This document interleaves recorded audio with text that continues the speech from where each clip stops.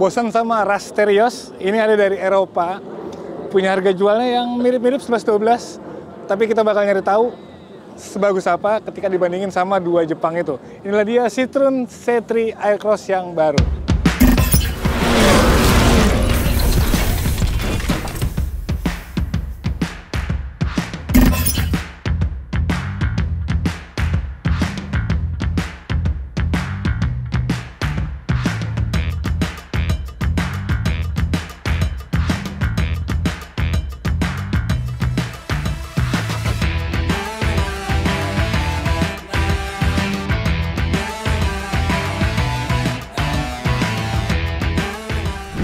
Oke, kita lihat dari tampilannya. Kalau tampilan menurut gue ini memang jauh lebih advance, jauh lebih gahar, jauh lebih SUV daripada ras dan Terios ya. Tapi memang agak rumit. Jadi kalau misalnya buat orang-orang awam yang baru pertama kali ngeliat, apalagi ini juga ini merek Eropa, mungkin agak susah untuk mencernanya di awal-awal ya. Kita lihat bagian depannya aja kayak grillnya, dia ada logo Citroennya di situ. Dan itu tetap ada krom-kroman, tapi memang nggak kelihatan norak kayak mobil-mobil Jepang. Terus di bawahnya juga grillnya ini dibikin lebih kotak-kotak yang berotot, dan ini aksen lampunya dibikin sipit. Di sini juga lampu utamanya, dan dia masih pakai halogen nih kalau misalnya bukan oh udah LED. Nah terus di bagian bawahnya bumpernya juga dia dibikin apa ya, kayak aksennya tuh jadi rumit banget. Memang jadi kelihatannya lebih futuristis tapi juga jadi lebih berotot gitu ya. Nah di bagian samping kita lihat sama kayak di bagian depan, bagian samping juga dia dibikin untuk nggak monoton gitu ya, karena banyak banget aksen-aksen. Mulai dari bannya dia pakai pelek 17 inci, ini 215/60 ring 17 ya. Desainnya oke, menurut gua ini cukup oke dan dual tone. Di sini ada over fendernya. Udah gitu di bagian tengahnya dia juga selain ada padding kayak gini ya, di sini juga ada side skirt yang bikin tampilan itu jadi lebih berotot kayak gitu. Tuh gitu dia dual tone. Nah ini dibikin warna hitam semuanya, blackout, ada roof rail. Paling yang agak ini kayak di bagian kunci ya, dia bukan pintunya biasa aja kayak gini.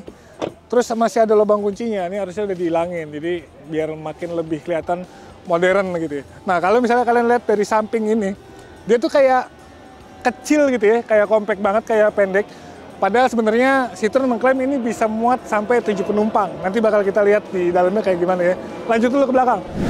Nah belakangnya juga sama nih, rame kayak di bagian depan. Mulai dari spoiler atapnya, terus di sini ada wiper, ada defogger, ini standar lah ya. Tapi di sini gue suka sininya, dia aksennya aksen hitam piano black kayak gitu.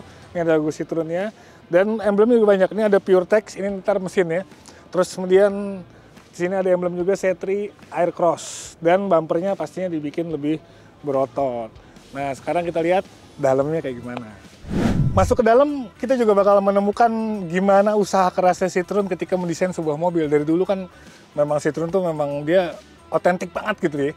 Begitu juga di dalam kabinnya. Ini khas dari SUV banget menurut gua, karena desain dashboard itu dibikin tegak kayak gini ya. Tapi unsur futuristisnya dan nuansa-nuansa modernnya tetap kelihatan. Mulai dari setirnya, di sini ada tombol-tombol, dia lebih cenderung kotak. Terus ini buat sirkulasi AC-nya dibikin kayak, wah pokoknya jadi mobil ini tuh kayak rame banget gitu ya. Ini ada layar yang sebenarnya standar, dibikin juga konsepnya kayak floating kayak gitu. Nah paling di bagian sininya nih yang buat panel-panel AC-nya, ini masih kayak kompor-kompor gas kayak gitu ya. Tapi karena dia memang SUV dan pengen nongolin nuansa yang gahar, akhirnya kesan kompor gas itu jadi cukup lumayan oke lah di sini. Terus tempat-tempat penyimpanan juga banyak nih, bertingkat-tingkat kayak kos-kosan, ada 2 cup holder juga. Terus tuas transmisinya ini juga desainnya cukup unik menurut gue ya. Keren, walaupun di sini batangnya dibiarin polos kayak gini. Biasanya kan dia pakai tutupan kulit atau karet, tapi ya ini gini doang ya. Terus rem tangannya dia belum yang elektrik, masih pakai otot. Oh iya, udah gitu ada apa lagi sini ya? Kita lihat joknya ini juga sama, berusaha untuk dibikin keker dengan kulit-kulit sintetis kayak gini, yang sebenarnya ini masih kelihatan kurang berkelas karena jadi kayak mirip jok ori yang dibungkus gitu ya, dibungkus sama apa sih merek-merek kayak kulit-kulit sintetis Oscar, MBTEC lah ya, biar mahalan dikit. Tapi di sini gue suka nih ada aksen-aksen kayak bahan kaos, dan ini empuk-empuk juga.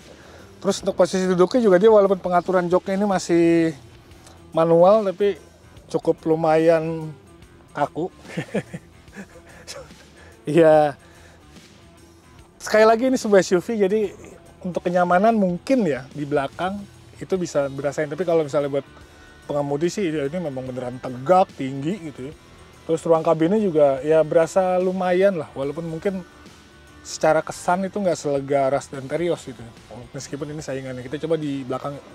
Nah ini di bagian belakangnya, dia punya space yang nggak bisa gue bilang lega, tapi ya ini cukup lumayan lah. Ini dengan posisi duduk gue tadi, ternyata gue juga baru tahu oh, ini ada sandaran tangannya ya buat driver. Ini duduk di belakangnya bisa rebah. Ya agak pas-pasan sih ya, tapi dia mengklaim ini bisa muat 7 penumpang dan gue makin penasaran ketika kita duduk di belakang. Tapi sebelum situ ini masih banyak yang mau gue komentarin. Jadi kayak material-material di sini nih, konsol tengahnya ini masih kelihatan murah banget, walaupun dia udah ada buat ngecas ya. Dan ini unik sekali, ya asik nih. Jadi kalau mobil-mobil Jepang itu kan seadanya gitu ya, buat si AC double blowernya itu cuma gitu doang. Nah ini tuh kayak beneran seolah-olah tuh kayak di kokpit pesawat gitu, rumit banget ininya nih, sirkulasinya segala macamnya. Dan ini knop kompor gasnya juga. Tapi ya ini sebuah usaha yang baik dari Citroen untuk menampilkan sebuah nuansa yang menurut gua futuristis, jadi nggak cuma seadanya. Gimana di belakang? Apakah seadanya? Apakah cuma klaim doang 7 penumpang? Ya kita cobain dan sekalian aja. Nah ini harusnya kalau di Jepang tuh ada one touch tumble, ini mungkin bisa ya. Ah iya sama, jadi aksesnya udah one touch tumble, ini cukup praktis, tinggal ditarik tadi gitu doang. Terus kita coba masuk duduk di belakang.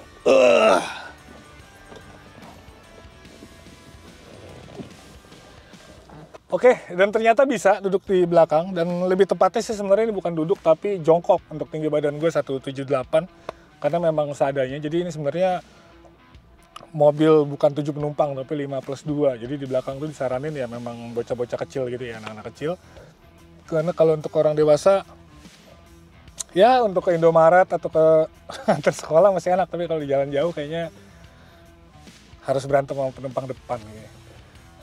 Cuman ya setidaknya beneran ini bisa buat 7 orang, tapi yang 2 orangnya anak kecil. Jadi ini karena kecil banget, udah gitu di sini juga rendah banget, jadi kita kayak jongkok lah. Ruang kepalanya juga ini ngepas banget, jadi kalau ada posisi tidur udah pasti mentok. Jendelanya juga kecil banget, jadi kita kayak ada di dalam kapal selam, buat ngeliatnya juga agak susah gitu. Gitu sih kira-kira ya. Gimana soal mesin? Ya kita bahas. Nah, selain dari sektor kenyamanan, terutama suspensinya dari Citroen yang memang terkenal enak banget, empuk, stabil gitu ya, jauh banget sama mobil Jepang, dia juga punya mesin yang menurut gue ini cukup di atas di kompetitor tadi ya. Dia pakai mesin 1200 cc 3 silinder. Nah ini tenaganya tuh 110 PS. Ini kesannya emang standar ya secara tenaga, tapi dengan adanya turbo torsinya itu jadi 250 Nm, dan dengan mobil yang sekecil ini harusnya sih dia bakal lebih enak banget gitu. Jadi untuk ngajak 7 penumpang sekalipun juga harusnya tidak ada masalah. Jadi ini mesinnya 1200 cc 3 silinder, tenaga 110 horsepower dan torsinya 250 Nm. Dia dipaduin sama transmisi otomatis 6 speed. Yoi. Nah dan memang benar ini mobil 7 penumpang maksa, karena di belakang kalau misalnya jok baris ketiganya dibuka itu nggak ada ruang space bagasi sama sekali. Tapi ya udahlah ya. Cuma setidaknya memang ini jadi salah satu alternatif untuk kalian-kalian yang bosan sama Rush Terios yang gitu-gitu aja gitu ya. Ini lebih menawarkan kenyamanan, terus dari segi desain juga menurut gue jauh lebih keren. Fitur-fitur juga lumayan lah bersaing, dan yang kalah penting itu adalah harga jualnya. Ini ada satu varian yang dijual 289,9 juta. Ini jauh lebih murah dari Toyota Rush yang paling mahalnya itu udah di atas 300 jutaan. Nah, kira-kira kalian mau atau enggak ya silakan aja. Karena biar gimana pun nama besar Citroen itu cukup punya kiprah yang oke di Indonesia ya, apalagi di era-era 80-90-an. Tapi yang sekarang ya mungkin mereka memang harus lebih merintis lagi. Tapi dengan adanya sokongan dari Indomobil sih harusnya bisa lebih oke lah, terutama untuk after sales-nya. Sampai deh kolom komentar, menurut kalian apakah Citroen C3 Aircross ini layak untuk menyaingi duet maut Rush dan Terios itu apa enggak? Sampai deh kolom komentar. Sekian dari gue, sampai jumpa di video selanjutnya. Gue pamit, peace.